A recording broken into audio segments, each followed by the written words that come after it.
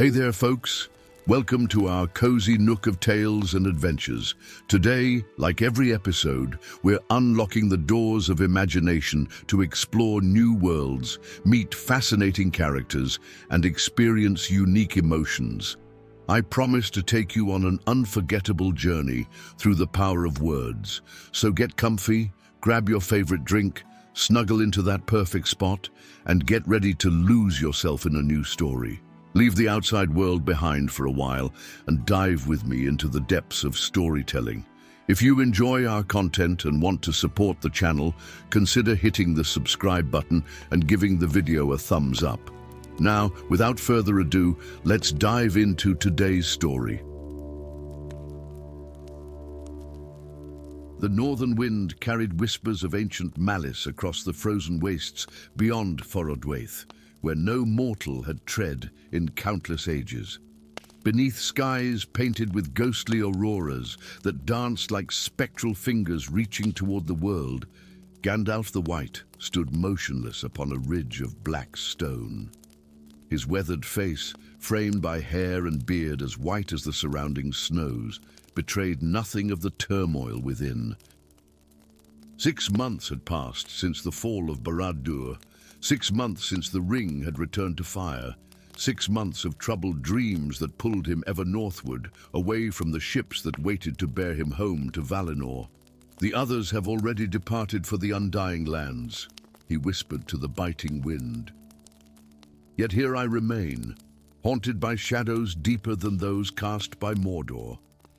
The visions had begun on the very night of Sauron's fall, fractured images of an ancient darkness stirring beneath the world's foundations, of chains forged before the first age beginning to crack, of a voice that had been silenced at the dawn of creation finding resonance once more.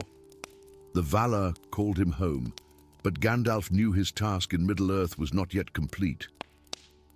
Behind him, wrapped in brown robes now streaked with frost, Radagast approached with careful steps. The brown wizard's eyes, once filled with simple joy at the wonders of forest and field, now carried a solemn knowledge that matched Gandalf's own. "The entrance lies beyond that ridge," Radagast said, pointing to a jagged cleft in the mountains that rose like broken teeth against the horizon. "A Durin awaits us there." Gandalf nodded, his grip tightening on his staff of white ash. The crystal at its crown pulsed with inner light that seemed to push back against the creeping darkness of the northern twilight. They had journeyed for 3 months from the ruins of Angmar, following paths untrodden since before the shaping of the world, seeking what should not exist, a gateway into Utumno, the first and most terrible fortress of Melkor. "Still you doubt him?" Radagast asked, watching Gandalf's troubled expression.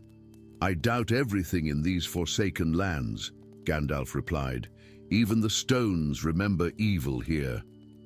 Their companion had met them at the edge of the known world, a dwarf ancient beyond reckoning, with eyes that reflected the light of stars long extinguished. He called himself Durin, not the 7th of that name who slept beneath Moria, but the 1st, the deathless, awakened from stone by Aule himself before the coming of elves or men. How such a being could exist outside the histories known to the wise, Gandalf could not say, but the dwarf's knowledge of paths through the northern waste proved true at every turn. As they crested the ridge, a valley opened below them, its contours unnaturally smooth, as though carved by hands that understood geometry beyond mortal comprehension. At its center stood a monolith of obsidian, its surface reflecting no light, but seeming to pulse with an inner absence. Durin waited for them there, a silhouette against the darkness, his armor crafted of metals unknown to later ages. His beard, braided with gemstones that captured and refracted the aurora's light, flowed down to his belt, where an axe of impossible craftsmanship hung at his side. "Olorin!" the ancient dwarf called, using Gandalf's name from before his incarnation in Middle-earth. The signs align. The gate weakens with each passing hour. Gandalf felt a chill that had nothing to do with the biting wind. Few knew that name. Fewer still could speak it with such authority. He approached the monolith, passing his hand over its surface without touching it. The obsidian seemed to ripple like water beneath a stone. "How came you to know of this place?" Gandalf asked, his eyes never leaving the monolith. "I helped seal it," Durin replied simply. "Daesh, in the aftermath of the War of Wrath, when Morgoth was cast into the void and Utumno broken beneath the sea, certain passageways remained, tunnels between worlds that even the Valar could not fully close. 7 were chosen to stand guard over 7 gates. I'm the last of those wardens." Radagast circled the monolith, murmuring words in a language older than speech. "The barrier's thin," he confirmed. "Or something presses against them from the other side." The sky darkened as clouds gathered with unnatural speed, blotting out the stars and the dancing lights of the aurora. The wind died suddenly, leaving a silence so profound that Gandalf could hear the crystalline structure of snowflakes as they settled upon the frozen ground. "And when the One Ring was unmade," Gandalf said, piecing together the fragments of his visions, "its destruction sent ripples through all the works of power in this world, including this seal." Durin nodded grimly. "The void is not empty, White Wizard. It hungers, it remembers." "And Melkor, first and greatest of the Ainur to turn from Ilúvatar's light, has had ages uncounted to plot his return." A sound like cracking ice echoed across the valley as a fissure appeared in the monolith's surface. From within, a cold light began to emanate, not the wholesome light of stars or sun, but a light that revealed by consuming, that illuminated by devouring the very essence of what it touched. "We must act quickly," Radagast urged, drawing forth from his robes a small box carved from a wood that seemed to absorb light rather than reflect it. "The containment requires 3 keys, one of stone, one of spirit, one of flame." Durin removed a crystal from his beard, a stone that seemed to hold galaxies within its facets. "The heart of the mountain," he said, placing it upon the snowy ground before the monolith. "Given to me by Aule himself when the world was young." Radagast opened his box, releasing a wisp of silver-blue light that coalesced into the form of an eagle before dissipating into the air around them. "The blessing of Manwë, carried by the Wind Lords for an age of the world, entrusted to me when they foresaw this day might come." Gandalf stood motionless, understanding at last the fullness of his purpose. "And I am to provide the flame," he said quietly. The fissure in the monolith widened, and through it Gandalf glimpsed a landscape of impossible geometry, mountains that folded in upon themselves, oceans that flowed upward, and at its center a presence of such malevolence that even his immortal spirit quailed before it. "Not just any flame," Durin said, his ancient eyes filled with sorrow and respect. "Udud, the flame imperishable burns within you, Olorin, as it does in all the Maiar, a spark of Ilúvatar's own thought. To seal this gate forever would require a sacrifice," Gandalf finished for him. "The willing surrender of that divine spark." The wind returned with sudden fury, howling around them with voices that seemed almost to form words in languages long forgotten. The fissure widened further, and spectral fingers of darkness began to reach through, grasping at the air of Middle-earth like a drowning man clutches at the shore. Radagast stepped forward. "Let me do this thing, old friend. You have given enough to this world." Gandalf placed a gentle hand on Radagast's shoulder. "No, dear Iwendil, your task lies elsewhere. The forests will need your protection in the coming age of men." He turned to Durin. "And you, First Father, have kept your vigil long enough." Understanding passed between them, an acknowledgement of duties fulfilled and those yet to come. Gandalf removed his white robes, standing now in simple grey garments that reminded him of his long journey through the ages of Middle-earth. He took his staff in both hands and, with a word spoken in the language of creation itself, broke it asunder. Light erupted from the broken wood, not the controlled luminescence that had served him for centuries, but the raw, primal energy that had been present at the kindling of the stars. Gandalf channeled this power through his mortal form, feeling it consume him even as he directed it toward the monolith. "For the Shire," he whispered, memories of simple hobbits and their quiet courage filling his mind.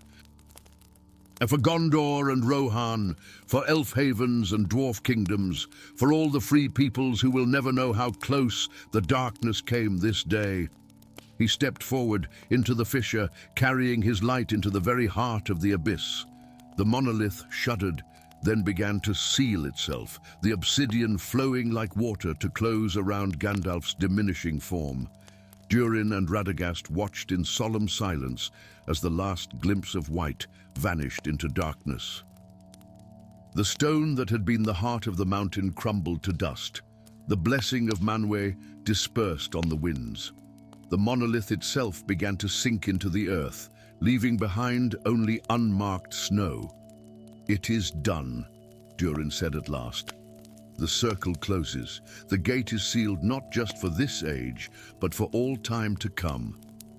Radagast gazed at the now empty expanse of snow. "What becomes of him now?" he asked, his voice barely audible above the wind. Durin's ancient eyes lifted to the stars, now visible again as the unnatural clouds dissipated. "Even the wise cannot say. He has gone beyond the circles of the world, into a realm where neither death nor life hold meaning as we understand them." As they turned to leave that desolate place, the northern lights returned, dancing across the sky with renewed vigor. And for a moment, brief as a heartbeat but profound as eternity, they seemed to form the outline of a tall figure, staff in hand, walking a path among the stars. "The Valar sent 5 to contest the will of Sauron," Radagast murmured. "Perhaps they did not expect one would remain to face what came after."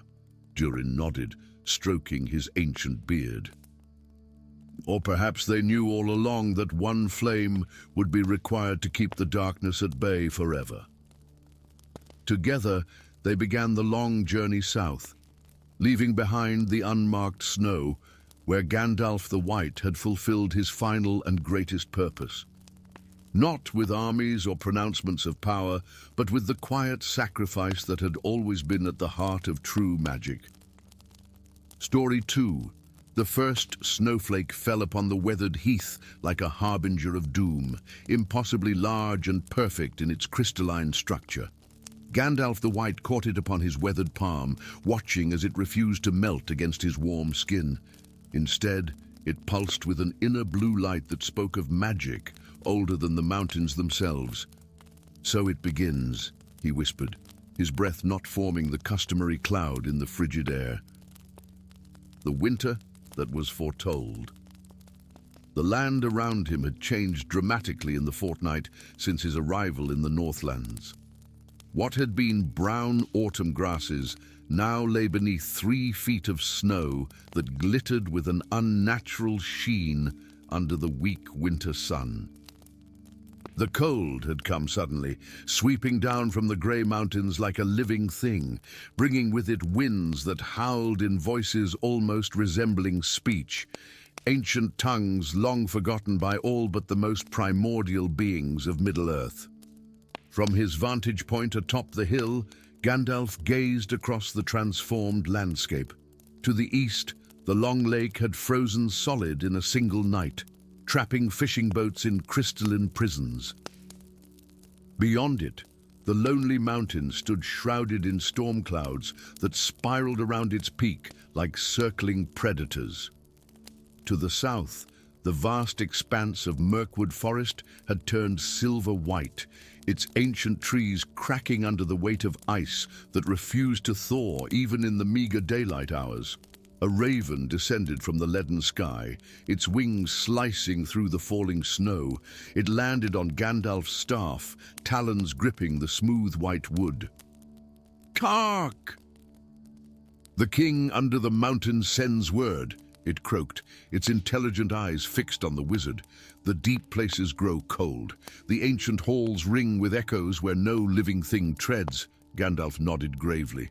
"And what of the warnings I sent? Do the dwarves prepare? They fortify the mountain, but scoff at tales of ice dragons. They say such creatures are merely children's stories, that only fire drakes remain in the world." "They are wrong," Gandalf murmured, his eyes distant with memory. There were many breeds of dragon in the elder days. The fire drakes were merely the most numerous, the most successful.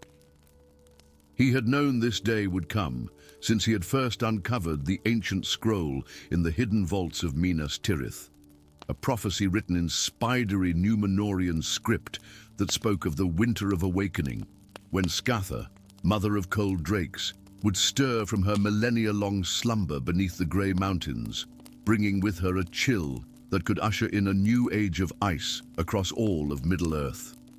The raven shifted uncomfortably. The elves of Mirkwood retreat deeper into their caverns. The men of Dale abandon their city, fleeing southward. They blame each other for the unnatural winter. Gandalf's expression hardened. "Then my fears are realized. Old hatreds resurface as the cold deepens, exactly as she would want." He turned abruptly, his white robes swirling around him as he strode down the hillside toward the makeshift camp below. 5 pavilions stood in a circle, each bearing the standards of their respective peoples. The mountain and stars of Erebor's dwarves, the leaf and bow of Mirkwood's elves, the bell tower of Dale's men, the bear claw of the Bjornings, and most surprisingly, the red eye of a clan of orcs from the Misty Mountains who had broken from the dark allegiances of their kind. As Gandalf approached, figures emerged from each tent, leaders who had answered his desperate summons despite their misgivings. King Thorin III, Stonehelm, stood broad and resolute, his battle-axe gleaming with runes of power. From the elven pavilion emerged Legolas, who had returned from his wanderings in the south upon hearing Gandalf's call. Bard II of Dale, grandson of the Dragonslayer, carried a black arrow, the last of its kind, forged in the ancient forges of Erebor. Grimbeorn the Old, son of Beorn, towered over the others in his half-bear form, breath steaming in the frigid air. And from the last tent came Gashura, an aging orc chieftain, whose face bore the scars of countless battles and whose eyes held a wisdom rarely seen in his kind. "You have called us here Mithrandir," Thorin said, using Gandalf's elven name with the formal tones of diplomatic address. "Enemies and allies alike gathered in this forsaken place while our peoples suffer." "I see no allies here," growled Gashura, his yellow eyes narrowing as they swept across the assembly. "Udom, only temporary conveniences."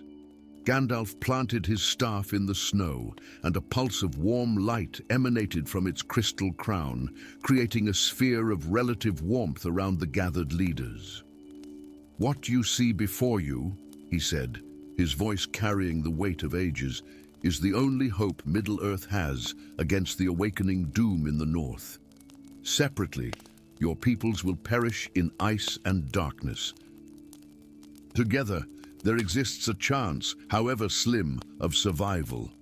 Legolas stepped forward, snowflakes settling on his golden hair.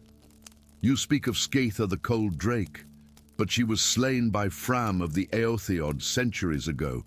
Her bones lie in the treasuries of men."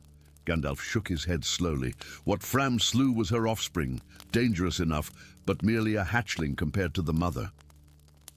The true Scatha sleeps beneath the foundations of the Grey Mountains, in caverns so deep they reach the very roots of the world." He gestured toward the northern horizon, where the distant peaks of the grey mountains were barely visible through the swirling snow. She stirs now, awakened by changes in the song of the world after Sauron's fall. The balance shifts, and ancient powers see opportunity in disruption. Bard fingered the black arrow at his side. My grandfather slew Smaug with one such arrow as this. If this drake rises, we shall do the same. A bitter laugh escaped Gandalf's lips. Skata is no Smaug. She is to Smaug as Smaug was to a fire salamander. She was ancient when the first age of this world was young. Her scales cannot be pierced by any weapon forged in this age. He turned, directing their attention to a map spread upon a stone table that stood improbably in the center of their gathering. The parchment glowed with faint blue light, showing not just the lands of the north, but the deep places beneath them. A network of caverns and channels that resembled the roots of some enormous tree spreading beneath the mountains. There are secrets about the nature of dragons that few now remember, Gandalf continued, his finger tracing a path through the underground labyrinth. They were not always as they are now. In the earliest days, before Morgoth corrupted them to his purpose, they were something else entirely. Memories stirred in Gandalf's mind, not from his time as the Grey Pilgrim walking the lands of Middle-earth, but older recollections from when he was a Lorin in Valinor, witnessing the first stirrings of creation. He recalled whispered conversations among the Valar, of Aulur's early experiments in creating independent life, attempts that preceded even the making of the dwarves. To defeat Skatha, he said carefully, we must remember what dragons truly are. And what is that? Asked Grimbeorn, his voice rumbling like distant thunder. Vessels, Gandalf replied simply. Vessels created to contain power too great for the physical world to endure unshielded. Morgoth did not create dragons, he corrupted them, turning guardians into destroyers. He reached into his robes and withdrew 5 objects that glinted in the pale light, amulets of crystal and mithril, each containing what appeared to be a frozen flame. These are the embers of Anor, Gandalf explained, crafted in the First Age by the greatest smiths of Gondolin, using knowledge brought from Valinor itself. Each contains a spark of the primordial fire that once warmed the world before the coming of darkness. He distributed the amulets, one to each leader. Only united can these rekindle what was lost in Skatha, the original purpose of dragonkind. But to reach her chamber, we must traverse paths guarded by her awakening brood, through halls where ancient evils slumber, and into the heart of a darkness that has festered for millennia. Thorin weighed the amulet in his palm, his expression suspicious. Why should we trust these? Why should we trust you, wizard? Or each other? Gandalf's eyes flashed, and for a moment his countenance seemed to grow both terrible and beautiful, a glimpse of the mire that existed beneath his mortal guise. Because the alternative is death, he said softly. Not swift death in glorious battle, but the slow strangulation of all life in Middle-earth as the winter of awakening spreads from these peaks to engulf Rhovanion, Eriador, Gondor, and beyond. In 3 moons, time nothing will grow. In 6, the last fires will sputter and die. In 12, the last child will draw its final frozen breath. Silence fell over the assembly, broken only by the keening of the north wind. 5 peoples, Gandalf continued, his voice regaining its customary timbre. 5 armies to stand against the coming darkness. 5 embers to rekindle what was lost. This is no coincidence. It is written in the very music that shaped this world. One by one, the leaders looked at each other, ancient enemies contemplating an alliance born of desperation. I will go, Legolas said at last. As will I, added Bard, clutching the amulet. Thorin growled something in Khuzdul before nodding his agreement. Grimborn simply bared his teeth in what might have been a smile or a snarl. Gash-Ura was the last to speak. The strong survive, he said pragmatically. Today, it seems, survival requires cooperation. Gandalf looked upon them, dwarf, elf, man, skin changer, and orc, and for the first time since the first impossible snowflake had fallen upon his palm, he felt a flicker of hope. Then let us begin, he said, turning toward the looming mountains. The path to Skarta's lair is long, and the winter deepens with each passing hour. As they gathered their weapons and provisions, the snow fell more heavily, and in the distance, the mountains rumbled with what might have been avalanches, or the stirring of ancient, scaled bodies from millennia of slumber. Gandalf led them northward into the deepening white, his staff glowing like a defiant star against the encroaching darkness. Behind him marched the most unlikely alliance Middle-earth had ever known, bound together by a common enemy and 5 glowing embers that held the memory of a warmer world. Story 3. The copper sun hung low over the twisted spires of Khandatur, casting long shadows across the bustling bazaar, where men of a dozen nations haggled in tongues unknown to the western realms. Strange incense filled the air, fragrances of amber and dragon's blood that mingled with the scent of exotic spices piled high in bronze bowls. Among the sea of colorful robes and veiled faces, a lone figure moved with deliberate purpose, his weathered hands clutching a gnarled walking staff wrapped in faded cloth to conceal its true nature. Gandalf the Grey had traveled far beyond the maps known to even the lore masters of Gondor. 6 months had passed since he had departed from Rivendell, crossing the misty mountains and traversing the vast plains of Rovanion before following the river running to the inland sea of Rhûn. Here, in lands untouched by the struggles against Sauron that consumed the West, different powers held sway and different dangers lurked in shadow. The finest star metal from the Ember Mountains, a merchant called to him in heavily accented Westron, holding aloft a dagger with a blade that shimmered with an inner blue light, forged by the 7-fingered smiths of Shin Torek, blessed by the azure sages themselves. Gandalf paused, his eyes narrowing beneath bushy brows. The azure sages, he repeated carefully. Oh, tell me more of them. The merchant's eager smile faltered, replaced by a guarded wariness. Forgive me, traveler, I misspoke. The blades are merely common steel from the northern forges. Gandalf pressed a silver coin into the man's palm. I am not an agent of the temple. I seek knowledge only. The merchant glanced nervously at the looming ziggurat that dominated the eastern edge of the city, a structure of obsidian and gold that seemed to absorb rather than reflect the dying light. The Temple of the Endless Flame has forbidden mention of the Blue Mages since the Night of Crimson Stars. I have a family, stranger. Before Gandalf could press further, a deep gong resonated across the bazaar.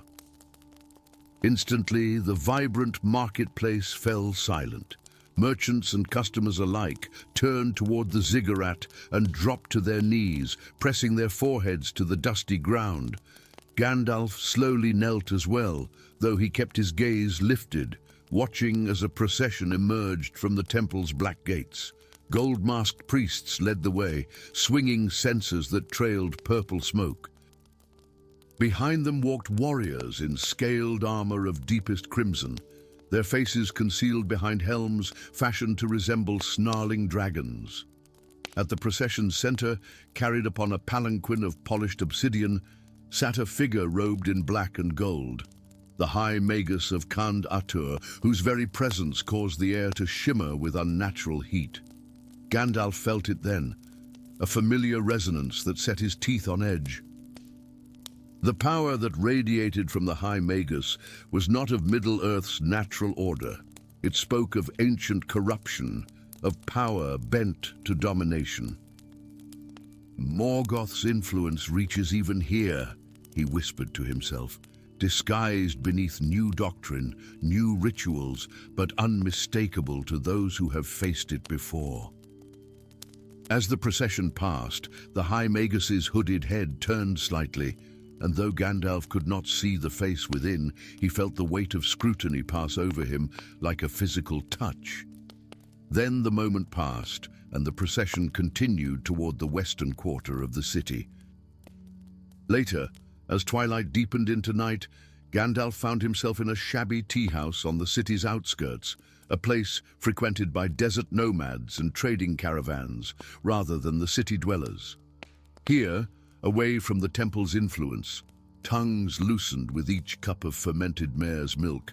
"They come at night," an old caravan master was saying to his companions, his voice lowered despite the relative safety of their surroundings. "The shrikes, the temple's enforcers, they take those who speak of the old ways, those who remember the time before the Crimson Dawn. None return from the temple dungeons." "The Azure brothers once protected us," added another, a leathery-faced woman with tribal markings etched across her cheeks. "They walked among us, teaching wisdom and healing until the betrayal." Gandalf sipped his tea, letting the bitter liquid warm him as he listened. The fragments of stories matched the whispers he had been following across the Eastern realms. Two of his order, LOTR and Palando, the Blue Wizards, had journeyed into these lands centuries ago, tasked with countering Sauron's influence among the Eastern peoples. No word of their fate had ever reached the West. "This betrayal?" Gandalf inquired gently, joining their conversation with the practiced ease of one accustomed to gathering knowledge in dangerous places. "When did it occur?" The nomads eyed him suspiciously, but the haggard merchant woman nodded slowly. 40 summers passed. The night the stars bled red, one azure brother turned against the other, dark against light. "The victor now rules from the temple, while they say the defeated one languishes in the prison of black gold, deep in the mountains of mourning." A shiver passed through Gandalf that had nothing to do with the night's growing chill. The council had long feared that the Blue Wizards might have fallen from their purpose, as Saruman would later do. But to hear it confirmed, to learn that one now actively spread Morgoth's ancient corruption, sent a ripple of dread through his immortal spirit. Before dawn broke the following day, Gandalf departed Candatur, traveling northward with a caravan of salt merchants bound for the city-states along the Orocani Mountains. For weeks they journeyed through lands of increasing desolation, once fertile plains now cracked and barren, villages abandoned except for the occasional haunted-eyed survivor who would not speak of what had befallen their homes. In the shadow of the rust-red mountains, Gandalf bade farewell to the caravan and turned east, following a dried riverbed into a maze of sharp-edged canyons. The air grew thick with an invisible menace that pressed against his senses, a malevolence that seemed to emanate from the very rock. Whispered voices teased at the edges of his awareness, temptations, threats, promises of power that he recognized as the echoes of a mind far older and more terrible than Sauron's. "The corruption deepens," he murmured, drawing his staff from its wrappings and allowing its crystal to shine with pure white light that pushed back the encroaching shadows. "The veils between worlds grow thin where such power concentrates." After 3 days of careful travel through the winding canyons, Gandalf at last beheld his destination, a city of black gold, its towers and domes fashioned from a material that seemed to absorb the light of both sun and stars. Unlike the bustling metropolis of Candatur, this place stood in eerie silence, its streets empty, save for occasional processions of red-robed acolytes moving between temple complexes. Gandalf concealed himself among the rocks overlooking the city, studying its layout and the patterns of movement within. At the city's heart rose a tower of such impossible geometry that the eyes struggled to follow its contours, angles that seemed to bend inward upon themselves, surfaces that appeared simultaneously convex and concave.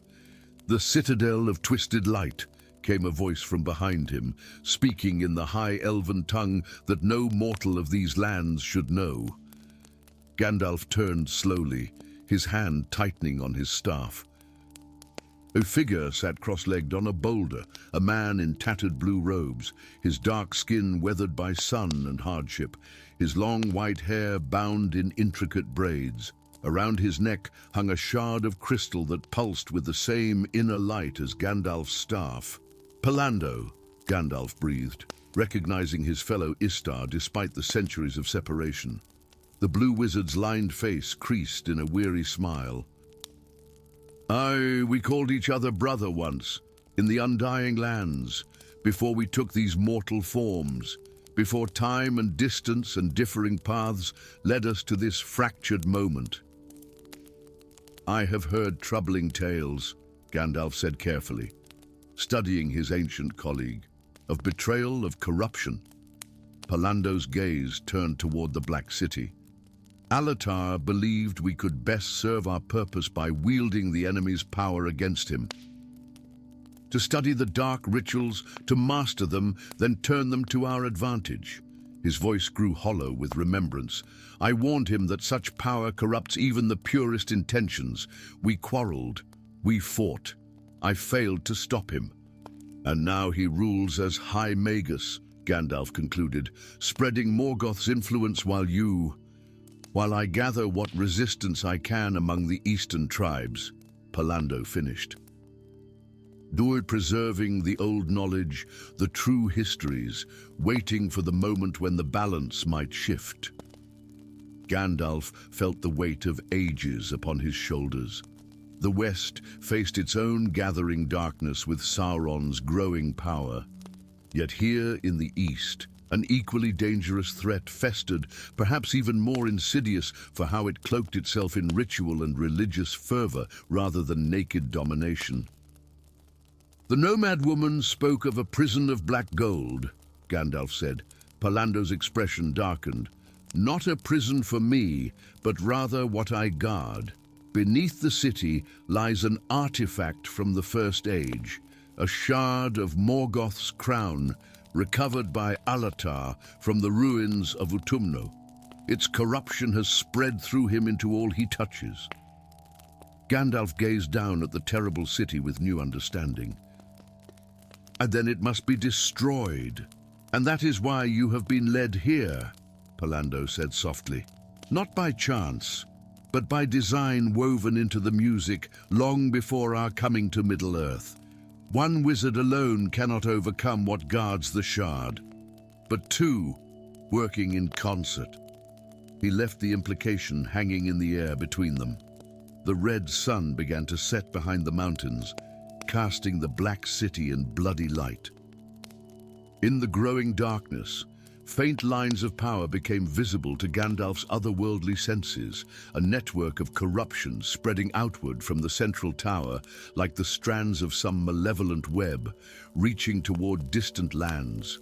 One strand stretched westward, toward Mordor, toward the growing shadow that Gandalf had left behind to investigate this eastern mystery. The connection suddenly became clear. Sauron and LOTR, though perhaps not directly allied, drew power from the same ancient source, their separate dominions strengthening each other across the vast distances.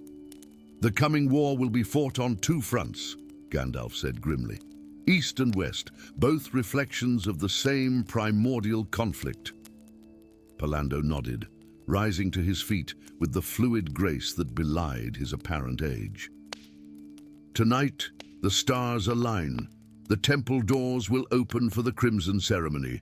We will have our chance to reach the depths." Gandalf stood as well, feeling the familiar resolve hardening within him, the purpose that had guided him through millennia. Then let us remind your former brother of the oaths we swore in Valinor before the world was bent." As night fell completely, The two wizards descended toward the Black City, two blue-white flames against the gathering darkness of the east. Story 4. The twin moons of Azkarian cast their pale light upon the imperial city, their silvery glow diminished by the ever-burning torches of the Silver Flame Inquisitors as they patrolled the cobblestone streets. From the shadows of an ancient archway, a figure watched in silence, an old man with weathered features partially hidden beneath a grey hood, his eyes reflecting wisdom accumulated through countless ages. For 10 years, he had lived among them as Tharkan, humble advisor to merchants and nobles alike. 10 years of whispers and secrets, of guiding gifted children away from the Empire's watchful gaze before their magical abilities could manifest and condemn them to the pyre. 10 years of waiting, observing, and hiding the power that coursed through his veins like ancient lightning. But tonight would change everything. "They've taken the Ashenbrook family," came a hushed voice beside him. Commander Asher emerged from the darkness, the silvery scars peeking from beneath his collar, glowing faintly. Magical wounds that would never heal. Reminders of the day Emperor Malachi had betrayed his most loyal general upon discovering his affinity for elemental magic. All of them. Tharkan's voice was deceptively calm, though his gnarled hand tightened around what appeared to be an ordinary walking staff. Even the children. The Inquisitors claim they're to be cleansed at tomorrow's purification ceremony. Tharkan's eyes narrowed as he gazed toward the Imperial Citadel looming against the night sky. Its obsidian towers stretched upward like petrified fingers of some colossal being buried beneath the city, their surfaces gleaming with an unnatural light that seemed to devour the stars around them. "Then the time for disguises has passed," he said, straightening to his full height. With a swift motion, he cast aside his humble cloak, revealing robes of storm cloud grey beneath. "The Emperor has accelerated his plans. The ritual of converging shadows approaches, and I fear what Malachi intends to unleash." "You truly believe the legends?" Asher asked, his voice betraying uncertainty despite years leading the underground resistance against Malachi's tyranny. "I do not believe them, Commander," the old man replied, raising his staff as it began to glow with inner light, illuminating his transformed countenance. Gone was the humble advisor, replaced by a figure of terrible power and ancient authority. "I lived them. I am Gandalf, and I helped forge the chains that bind what sleeps beneath the obsidian throne." Prince Darian Malachi stood upon the Imperial Citadel's western parapet, his silver-chased armor reflecting the blood-red sunrise. 20 years of training, of absolute loyalty to his father's vision, had forged him into the Empire's most fearsome warrior and commander. The Purifiers, his elite guard, stood at attention behind him, their enchanted blades capable of severing the connection between a magic wielder and their power. "The preparations proceed as planned, Your Highness," reported Captain Verin, his face partially hidden behind the silver mask of the Inquisition. "The Ashenbrook family will serve as the first vessels for the Emperor's ascension." Darian nodded, his expression unreadable. Yet within his chest, doubt festered like a wound. Last night's dreams had been troubling, visions of the great library of Azkarath before his father had ordered it burned. In those dreams, he had seen pages from forbidden texts, histories that contradicted everything he had been taught, that magic was not a corruption, but a natural force, that his ancestors had been protectors rather than conquerors, that the obsidian throne itself was not a symbol of imperial might, but a seal upon something ancient and terrible. "Oh, Captain," he said suddenly, "what do you know of the advisor called Tharkan?" "The old man," Verin's voice carried surprise. "A harmless sycophant who whispers economic advice to lesser nobles." "Why do you ask?" "Because," came a new voice, deep and resonant with power. He is no longer content to whisper. Both men turned to find a tall figure standing where none had been moments before, robed in grey, bearing a staff that shone with inner light. His eyes, ancient as the mountains and just as unyielding. "Guards!" shouted Verin, reaching for his blade, but Darian raised a hand, staying the captain's action. "But you're him, aren't you?" the prince asked quietly. "The grey wanderer from the forbidden histories, Mithrandir, Stormcrow, Gandalf." "You've read more than your father would approve of, young prince," Gandalf replied, inclining his head slightly. "Good. Perhaps there is hope for you yet." With a swift gesture from the wizard, the purifiers behind them collapsed in dreamless sleep, their enchanted weapons clattering to the stone floor. Only Darian and Verin remained standing. "What sorcery is this?" Verin hissed, drawing his sword. "I have not come to fight," Gandalf said, his gaze fixed on Darian. "I have come to show you truth. Your father prepares to sacrifice innocent bloodlines, to break the seals on the obsidian throne, believing it will grant him immortality. He does not understand what he will unleash. Treason and lies!" Verin lunged forward, but Darian caught his arm. "Oh, wait," the prince commanded. "I would hear this heresy." Gandalf's eyes glimmered with approval. "Then touch my staff, young prince, and see what I saw 3,000 years ago when your ancestor and I imprisoned the entity your father now seeks to control. In the dank cells beneath the Imperial Citadel, Ilara Ashenbrook huddled with her younger brothers, her 12-year-old frame protecting them as best she could. The magical talent that had manifested on her birthday, the ability to hear the whispers of stone and earth, had condemned her entire family. Now they awaited the dawn and whatever horrors the Emperor's purification would bring. The rough-hewn obsidian walls seemed to whisper to her, their voices ancient and filled with dread. Danger below, they seemed to say, ancient hunger, breaking chains. A sudden explosion rocked the foundations, and the cell door burst open in a shower of sparks. Commander Asher stood in the doorway, his magical scars blazing with blue fire as he wielded powers long hidden. "Quickly!" he urged, helping them to their feet. "So the resistance has begun its final gambit, and we need to get you to safety." As they hurried through torch-lit corridors, past the bodies of fallen inquisitors, Ilara felt the stones beneath her feet trembling with more than just the impact of distant battles. "Something's waking up," she whispered. Asher's grim expression confirmed her fears. "The Old One stirs. We must find Gandalf before the Emperor completes the ritual." In the Imperial Sanctum, Emperor Malachi stood before the obsidian throne, a massive chair carved from a single piece of volcanic glass, runes of binding etched into its surface. Around him, 4 artifacts hovered in a ritual circle: the ember of eternal flame, the tear of the ocean deep, the breath of the endless sky, and the heart of the living earth. The elemental relics, gathered through decades of secret campaigns and forbidden expeditions. "Father!" Prince Darian's voice echoed through the vaulted chamber as he strode in, his expression transformed by newfound knowledge. "You must stop this madness." Malachi turned, his eyes gleaming with fanatical light. "My son, have you come to witness my ascension?" "I've come to prevent catastrophe," Darian replied, drawing his sword. "And I've seen the truth. The throne is not a source of power, it's a prison." The Emperor laughed, the sound hollow and tinged with madness. "Of course it's a prison, and its occupant will grant me dominion over life and death themselves."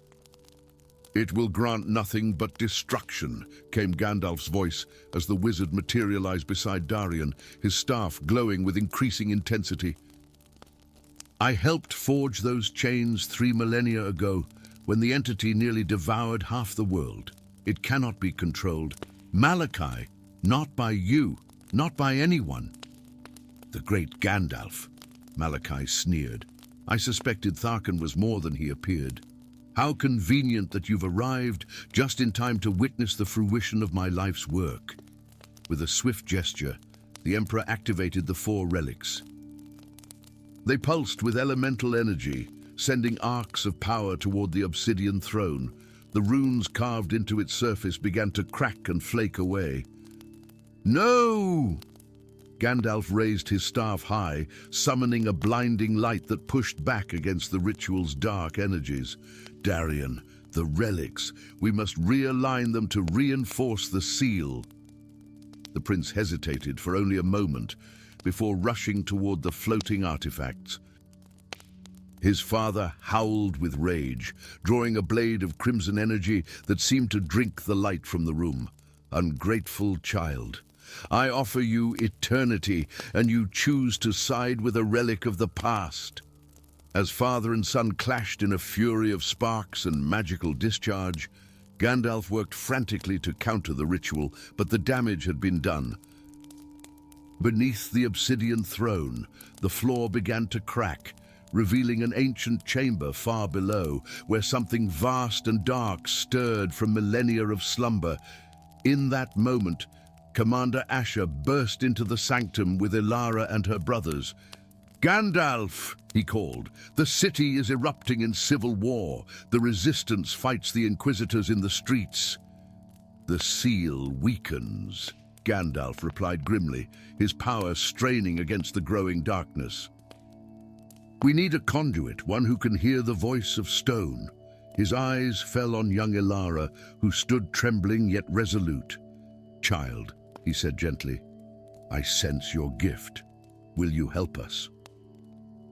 Before she could answer, Emperor Malachi broke free from his duel with Darian, lunging toward the girl with his crimson blade. "None shall interfere." Darian moved with lightning speed, intercepting his father's blade with his own body. The enchanted weapon pierced his armor, but not before his own sword found its mark in the Emperor's chest. Father and son collapsed together as Gandalf reached for Elara's hand. "Quickly, child, speak to the stones. Tell them to remember their purpose." Tears streaming down her face, Elara placed her palm against the cracking floor. She closed her eyes, listening to the ancient whispers of the earth, then spoke in a voice suddenly old as time itself. "Remember your oath, stones of binding. Remember your purpose, walls of containment. What sleeps below must never wake." The obsidian beneath them pulsed with renewed purpose. The cracks sealed themselves, the darkness receded, and the throne's runes blazed with restored power. In the sudden silence, Darian gasped his final breath in Asher's arms. "Tell the people the truth." Gandalf bowed his head in respect, then turned to Elara and her brothers. "And so falls an empire built on lies," he said softly, "and so begins the difficult work of rebuilding with truth." Outside, the twin moons of Azkarion shone upon a city in tumult, as centuries of suppressed magic burst forth like spring after the longest winter. The obsidian throne stood guard once more, its prisoner contained, not by fear and tyranny, but by understanding and vigilance. Gandalf gazed out at the horizon, knowing his task in Azkarion was not yet complete. The entity below would sleep again, for a time, but there would always be those tempted by its power, and always need for those willing to stand against the darkness. For such was the eternal duty of wizards, and the price of ancient knowledge. Story 5. The ancient forest of Fangorn breathed in twilight shadows, its primeval boughs creaking like the joints of slumbering giants. Here, where the very trees remembered the songs of making, a lone figure moved with purpose beneath canopies that had not admitted sunlight since the elder days. Gandalf the Grey, cloaked in storm-colored robes that seemed to gather darkness around them, pressed forward through undergrowth that parted reluctantly before him, as if the forest itself recognized the urgency of his passage, yet remained suspicious of all two-legged creatures. His weathered hand gripped a staff of gnarled wood, crowned with a crystal that gave off just enough illumination to reveal the path ahead. A twisting deer trail that wound deeper into the ancient woodland than any mortal had ventured in an age. The wizard's eyes, bright beneath bushy brows, scanned the deepening gloom with the practiced vigilance of one who had walked the dangerous paths of Middle-earth for millennia. They are following still," he murmured to himself, pausing to place a hand against a massive oak that had stood sentinel since before the rising of the sun. Through his palm, he felt the slow, ponderous thoughts of the ancient tree, and more urgently, the vibrations of pursuit, not orcs or wolves or any creature known to the realms of elves and men, but something far older and more terrible. The Mornaculi had emerged from the depths of Moria 3 days prior, shadow wraiths that predated even the corruption of the ring wraiths, spirits bound to the remnants of Morgoth's will that had slumbered in the deepest minds since the First Age. Their awakening could mean only one thing: the ancient wards were failing as a new darkness gathered strength. Gandalf pressed onward as night fell completely, the crystal in his staff brightening to illuminate a path that grew increasingly treacherous. Ancient roots formed natural staircases leading deeper into a valley where the air hung heavy with memory and magic. Here, in the heart of Fangorn, the veil between worlds thinned, allowing glimpses of what had been and what might yet come to pass. The attack, when it came, arrived with preternatural silence. A shape blacker than the surrounding darkness detached itself from the canopy above, descending upon the wizard with outstretched claws that gleamed like polished obsidian. Gandalf pivoted, raising his staff just as the creature struck. Light exploded from the crystal as ancient words of power tore from the wizard's throat, a counterspell that had not been uttered since the War of Wrath. The Mornaculi shrieked, a sound like metal scraping against stone that echoed unnaturally among the trees. It recoiled momentarily, but others emerged from the shadows. 5, 7, 9 wraith-like forms with eyes that burned cold as distant stars. "You have strayed far from your slumber, servants of the enemy," Gandalf called, his voice resonating with power that belied his apparent age. "Return to the darkness that spawned you." He raised his staff high, and light erupted from its crown, not the gentle illumination of before, but a searing white flame that pierced the darkness like a spear of the Valar themselves. The wraiths hissed and circled, their forms wavering like smoke in wind. "The seal breaks, Grey Pilgrim." The foremost wraith spoke, its voice a whisper that seemed to bypass the ears and resonate directly within the mind. "The Ancient One stirs beyond the walls of night. Your pitiful order is scattered and blind to the true threat." "You speak of what you cannot comprehend," Gandalf replied, though a shadow of doubt crossed his features. He had indeed felt it, a disturbing resonance in the fabric of the world, emanating from beyond the Sea of Rune. It was this disquiet that had led him to seek answers in the oldest forests of Middle-earth, where memory ran deep as roots. The wraiths attacked as one, converging upon the wizard from all sides. Gandalf's staff whirled in complex patterns, each motion accompanied by words in a language older than the naming of the stars. Light flashed, shadows recoiled, and for a moment it seemed the wizard might repel the assault through sheer force of will. Then the lead wraith darted forward with impossible speed, its clawed hand seizing the staff mid-motion. "What was broken before shall break again," it hissed, and with a strength born of malice rather than physical might, it snapped the ancient wood in two. The sound that followed defied natural description, a crack that seemed to split the very air, followed by an implosion of power that sent both wizard and wraiths hurtling in opposite directions.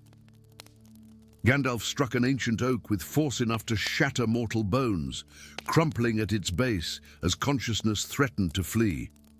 Through dimming vision, he watched in horror as his broken staff's power unleashed in chaotic bursts.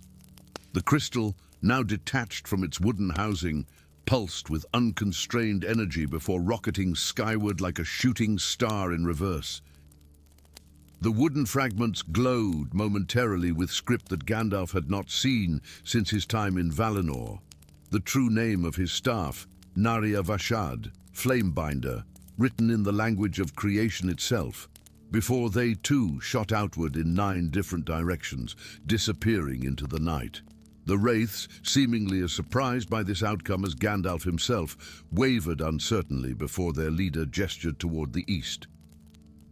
As swiftly as they had appeared, they vanished in pursuit of the fragments, leaving the wounded wizard alone in the suddenly silent forest. "So it begins," Gandalf whispered to the darkness, pressing a hand to his side where ancient ribs had cracked upon impact. What was one must become whole again before it is too late." 3 weeks later, the wizard stood at the edge of the Gladden Fields, leaning heavily upon a crude walking stick cut from rowan wood. His robes, once grey, now bore the stains and tears of difficult travel. Without his staff, the focus of power he had carried for 2 millennia in Middle-earth, his magic came harder, requiring greater concentration and exacting a heavier toll upon his mortal form. Yet he had not been idle in his weakened state. The lore masters of Rivendell had helped him decipher the ancient text glimpsed in his staff's breaking. Narya Vashad was far older than he had known, crafted during the years of the trees by Aula himself, and gifted to the Maiar who would become the Astari. Its breaking was no random act of violence, but the fulfillment of a prophecy written in the earliest days. When darkness reaches from beyond the eastern sea, the Flamebinder shall scatter to the 9 winds, seeking those whose hearts remain pure amidst corruption. Gandalf had meditated upon these words, reaching out with senses beyond physical perception to locate the 9 fragments. Each had come to rest in a different region of Middle-earth, as if guided by some higher purpose. Each, he discovered, had already been found by a bearer, some knowingly, others yet unaware of what they had discovered. The fragment he sought now had fallen into the marshes before him, where once a great battle had been fought during the last alliance of elves and men. According to his vision, it had been discovered by a reclusive bog witch known to the local villages as Mother Mordra, a woman said to possess the gift of prophecy. Visions of unknown provenance are dangerous guides, Gandalf muttered to himself as he picked his way carefully across the first of many treacherous pools of stagnant water. The marshland stretched before him in a patchwork of murky pools and deceptively solid-looking hummocks of grass. Mist hung in layered veils, transforming the landscape into something dreamlike and uncertain. "They say you come, grey wanderer," a voice called from somewhere ahead, though Gandalf could see no speaker through the swirling fog. "They whisper of your coming in the ripples and the reeds. I seek what was lost," Gandalf replied cautiously, peering into the mist. "A fragment of power that belongs to a greater whole." Laughter echoed across the marshes, not malicious, but knowing and ancient. "Nothing lost finds its way here by chance. The waters remember, Olorin. They remember when you wore a different name and walked with unburdened steps through gardens now drowned beneath the sea." Gandalf stiffened at the use of his true name, one he had not heard spoken aloud since departing Valinor. "You know much for one born of mortal kind," he said, moving carefully toward the voice. "Who says I was born at all?" The mist parted, revealing a small island of relatively dry land upon which stood a crude hut fashioned from reeds and driftwood.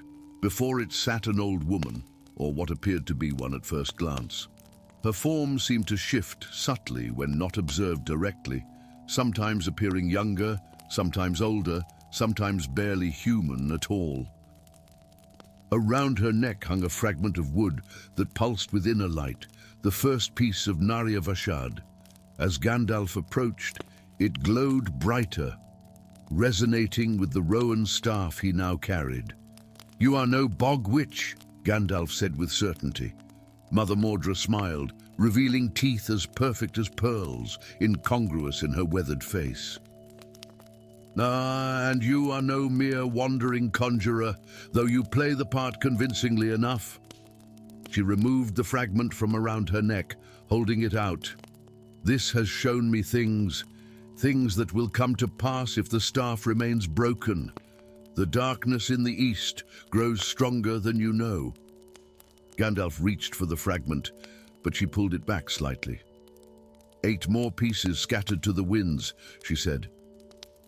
"The one beneath mountain stone, guarded by she who weaves twilight into dreams. One in the golden wood where time stands still.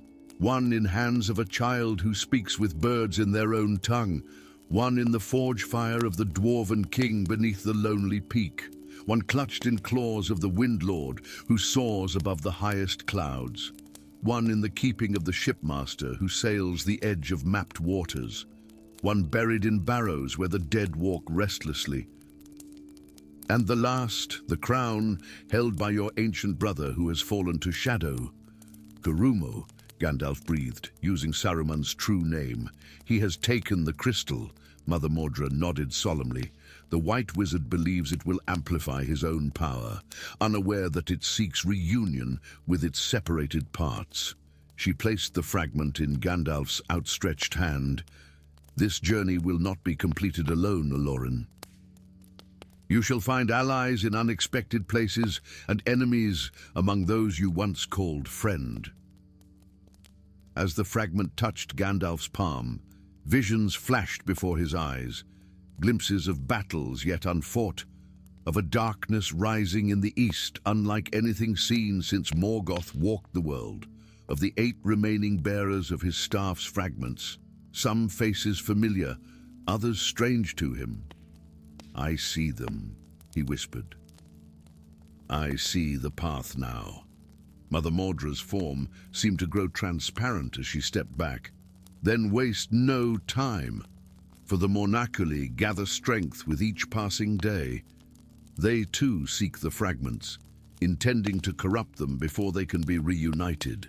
Gandalf closed his fingers around the fragment, feeling strength flow back into his weary limbs as the wood recognized its true master. "Who are you, truly?" he asked one final time. The bogwitch smiled as she faded into the mist. Someone who remembers the music as it was meant to be played. Her voice lingered after her form had disappeared. "Reunite what was broken, Flamebinder, before the final note falls into discord." Gandalf stood alone on the small island, the marshland stretching endlessly around him. Yet his path now seemed clear. 8 more fragments to recover, 8 more bearers to find, and a darkness to confront that threatened not just Middle-earth, but the very harmony of creation itself. He tucked the fragment into his robes and turned westward, toward the misty mountains where the second piece awaited. "The Staff of Ages calls its pieces home," he murmured. And Gandalf the Grey answers. Story 6. Deep beneath the misty mountains, where no sunlight had pierced the ancient stone for millennia, a single mote of radiance still defied the all-consuming darkness. The flame of Anor, older than elven kingdoms, older than the naming of stars, flickered in its alabaster basin, casting trembling shadows across the vast chamber hewn from living rock. Once it had blazed with the intensity of a captured sun, illuminating the greatest wonder of the dwarven realm, the endless pillared hall of Moria. Now it guttered like a candle in its final moments, its golden light diminished to a pale amber glow that barely held the surrounding shadows at bay. Before it stood Gandalf the Grey, his weathered face illuminated by the dying embers, every line and crevice of his ancient countenance thrown into sharp relief. His eyes, windows to a spirit that had witnessed the shaping of the world, reflected the wavering flame with a deep and troubled knowing. "You fade too soon, old friend," he whispered, his voice echoing softly through the cavernous space. "The darkness should not claim you for another age at least." The journey to this forgotten chamber had cost him dearly. 7 days of descent through treacherous passages where the very air grew thick with malice and memory, 7 nights of vigilance against creatures that had never known light, pale, twisted things that slithered through cracks in the stone, drawn to the warmth of living flesh. The deeper he had traveled, the more the mountain itself seemed to resist his passage, as if the foundations of Arda recognized an intruder in realms long abandoned to darkness. Gandalf extended a gnarled hand toward the flame, feeling its diminished heat upon his palm. Through that tenuous connection, he sensed what mortal eyes could not perceive. Threads of ancient magic unraveling, protective enchantments fraying like old rope, stretched beyond endurance. "This is no natural fading," he murmured, withdrawing his hand with a frown that deepened the lines across his brow. "There's something or someone draws your power elsewhere." A sound echoed from the distant passages, the scrape of metal against stone, followed by the rhythmic percussion of heavy footfalls. Gandalf straightened, his hand instinctively tightening around his staff. The crystal embedded in its gnarled crown flared briefly, responding to its master's tension. From the eastern archway emerged a figure clad in armor that gleamed dully in the amber light. A dwarf of impressive stature, his beard braided with gold and iron threads that spoke of noble lineage. Upon his brow sat a circlet of mithril set with a single blood-red stone, and at his side hung an axe of such exquisite craftsmanship that it seemed more a work of art than a weapon of war.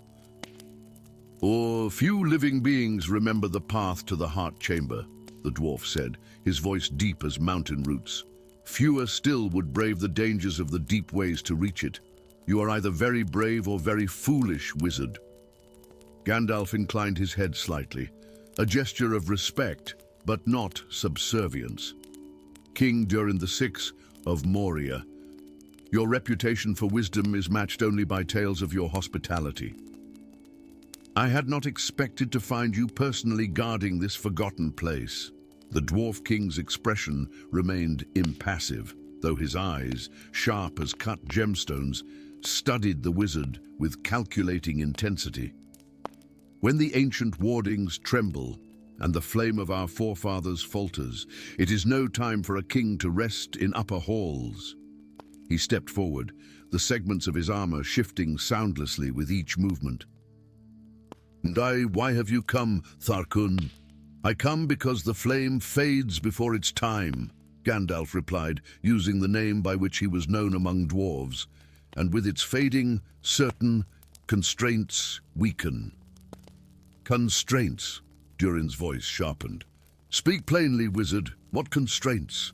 Gandalf turned back toward the dying flame, his expression grave.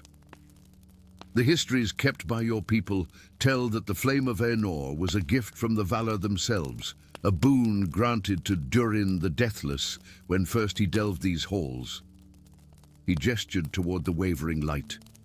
"What those histories do not record is its true purpose. It is not merely illumination, nor a symbol of divine favor, but a seal, a burning key that locks away something that should remain forgotten." The Dwarf King's hand moved unconsciously to the haft of his axe. What manner of evil could require such a seal? "One older than Morgoth's corruption," Gandalf said softly. "And in the deeps beneath your kingdom sleeps a fragment of chaos from before the ordering of the world, what the elves might call a new Maya, a spirit that rejected harmony before the first music was complete." A heavy silence fell between them, broken only by the occasional hiss and sputter of the failing flame. Durin's expression had hardened into a mask of stone, but fear flickered in his eyes, a fear born of ancient racial memory rather than personal experience. "Our deepest minds," he began, "press ever closer to where it slumbers. Gandalf finished for him. With each new shaft sunk, with each new vein of mithril exposed, your miners chip away at the barriers that separate your realm from its prison. Durin's fist clenched around his axe. Why was this knowledge kept from us? By what right do wizards and elves decide what truths the children of Mahal may know about their own kingdom? By the right of promised devastation, came a new voice from the western passage, melodious yet edged with steel. Both dwarf and wizard turned as a tall figure emerged from the shadows. The newcomer wore armor of midnight blue that seemed to absorb rather than reflect the fading light. His face remained hidden beneath a helm, fashioned in the likeness of a serene yet stern countenance, but his eyes gleamed like distant stars through the visor's narrow opening. At his hip hung a sword whose very presence seemed to bend the light around it. Lord Ereinion, Gandalf acknowledged with evident surprise. I did not expect the High Captain of Gondolin's Guard to grace these halls.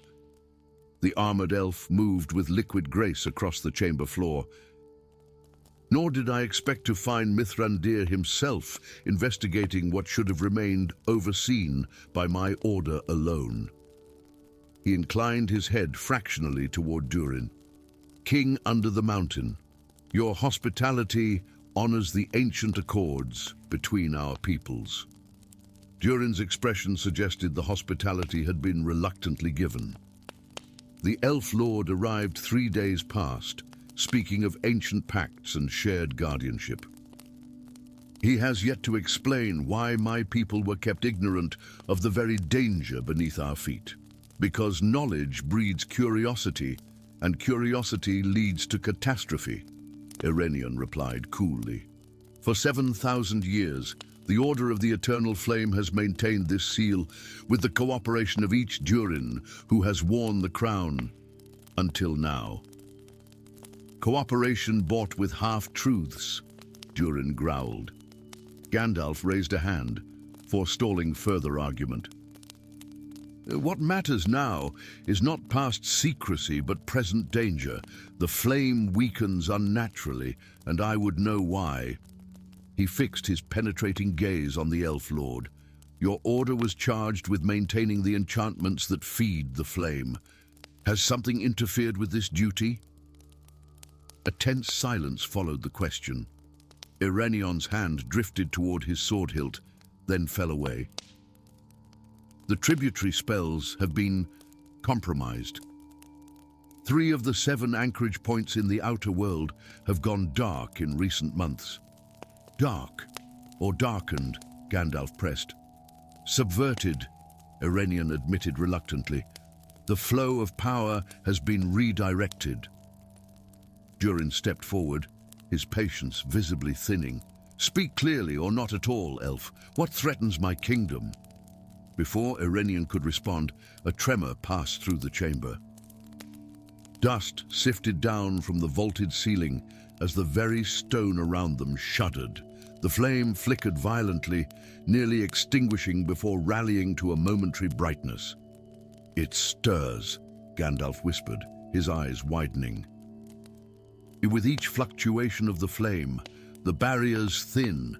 As if in response to his words, a low moaning sound echoed from somewhere far below. Not the groan of settling stone, but something more akin to a sleeper disturbed by troubling dreams. The sound raised the hair on Gandalf's neck, for it carried overtones that mortal ears were never meant to hear, frequencies that spoke of geometries impossible in the ordered world. We haven't much time, the wizard said, decision crystallizing in his eyes.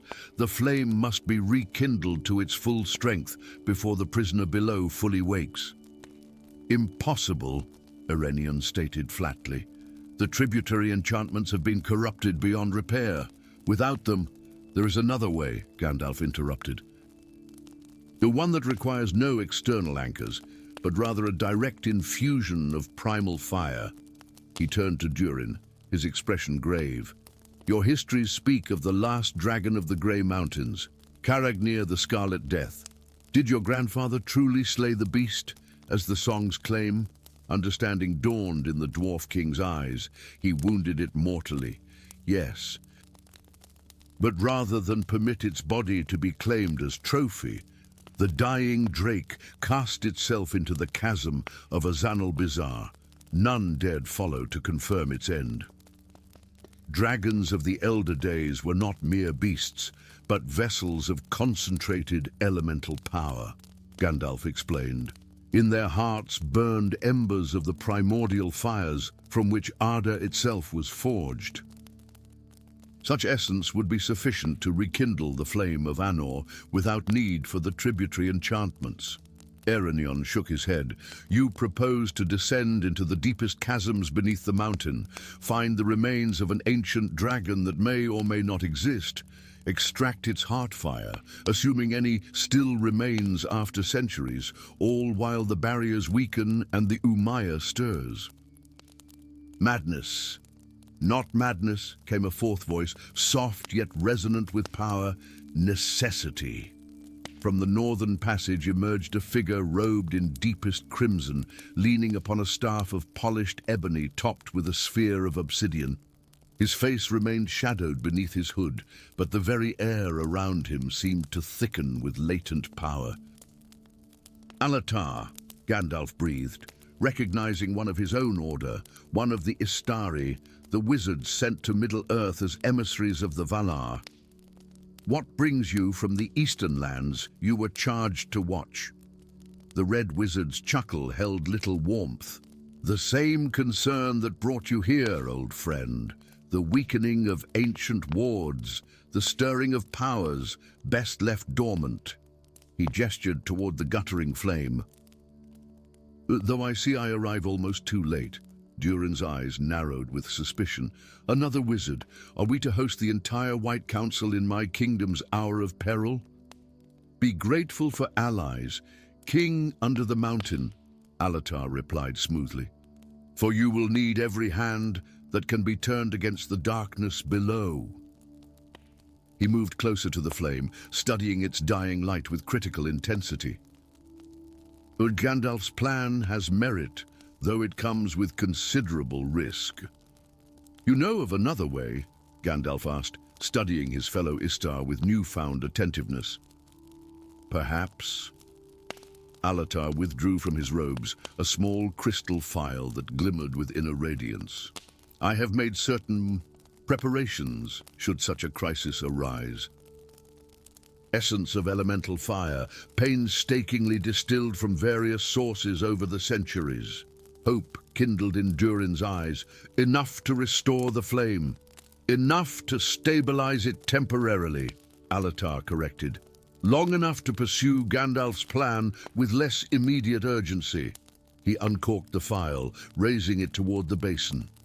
With your permission, Gandalf's hand shot out, grasping LOTR's wrist with surprising strength. A moment, he said quietly. The flame of Anor is no common fire. It responds only to specific energies, specific intentions. Allow me to examine what you propose to add to it. Something dangerous flashed in LOTR's shadowed eyes, gone almost before it registered. Of course, he said, his voice perfectly modulated to convey reasonable acquiescence. Caution is ever warranted in matters of such import. Gandalf took the phial, lifting it to eye level.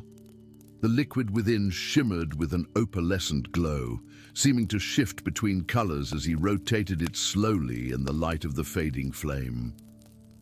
His eyes narrowed as he detected something, a discordant note in the otherwise perfect symphony of power contained within the crystal vessel.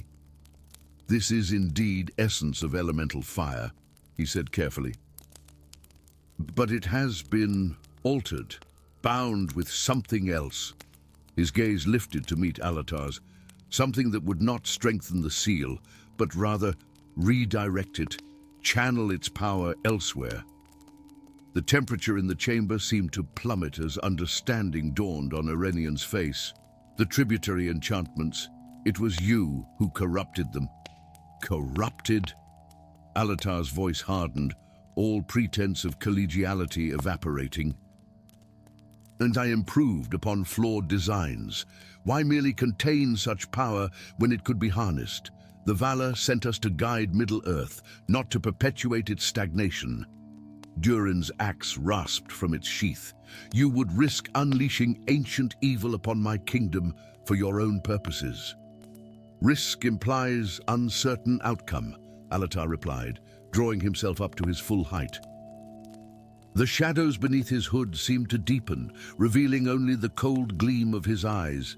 There is no uncertainty in my calculations. The power below would be channeled, controlled, directed toward greater purpose than mere imprisonment in forgotten depths. Gandalf's expression hardened to granite. And so falls another of our order to the lure of domination. He set the file carefully upon the stone floor, then straightened, his grip tightening on his staff. I cannot permit this. LOTR, return to the east and abandon this dangerous folly. A bitter laugh escaped the Red Wizard. Permit? You mistake yourself. Gandalf the Grey. You were ever the least of us, the hesitant one, the doubter, the wanderer without grand design. Power began to coalesce around his ebony staff, darkening the air. Step aside. There are forces at work beyond your comprehension. Gandalf's response was not in words but in action. His staff swept upward in a swift arc, crystal blazing with sudden brilliance that forced the others to shield their eyes. When the glare subsided, a barrier of scintillating energy separated LOTR from the flame, curving around the basin like a dome of woven light. Durin, Gandalf said, his voice tight with concentration. Your people once crafted receptacles capable of containing dragonfire. Do such artifacts still exist within your treasury? The Dwarf King nodded grimly. The iron flask of Thrain the Old. It has contained the essence of 3 drakes in its time. Bring it, Gandalf commanded, and gather your most trusted warriors. We journey to the deepest chasm to find what remains of Caragnir. LOTR's laughter echoed against the stone. You waste precious time, old friend. Even now the binding weakens. Can you not feel it, the hunger stirring below? By the time you return, if you return, nothing will remain to save. Ereinion drew his sword, a blade that gleamed within a light, runes of power etched along its length. The Order of the Eternal Flame has stood guard for 7 millennia. We will hold the barriers 3 days more. Gandalf nodded appreciation to the Elf Lord before turning back to LOTR. When I return, we shall address your betrayal. Until then, reflect on the oath you swore in Valinor before taking mortal form. LOTR's response was a sudden surge of power that crashed against Gandalf's barrier like a tide of darkness. Cracks appeared in the shimmering dome, spreading like frost across glass. Go! Ereinion shouted, moving to stand beside Gandalf, his sword raised. We will contain him. Durin hesitated only briefly before turning toward the eastern passage. Follow, wizard, and swiftly. The path to the deep chasm is treacherous, and we have little time. Gandalf backed away from the failing barrier, his eyes never leaving LOTR's shadowed face. 3 days, he said, half promise and half prayer. Guard the flame until then. As he turned to follow Durin into the darkness, the clash of powers erupted behind him, wizard against wizard, light against shadow, order against chaos. The very foundations of Moria trembled with their conflict. Ahead lay depths unplumbed even by the dwarves, who had delved too greedily and too deep. Ahead lay the corpse of an ancient dragon, its heart fire the last hope for renewing a seal older than the kingdoms of Middle-earth. Ahead lay darkness, danger, and the race against a doom that stirred in forgotten depths. Gandalf the Grey tightened his grip on his staff and followed the Dwarf King into the abyss. So begins the quest for the flame eternal, he murmured as the sounds of battle faded behind them. May we return before shadows consume all.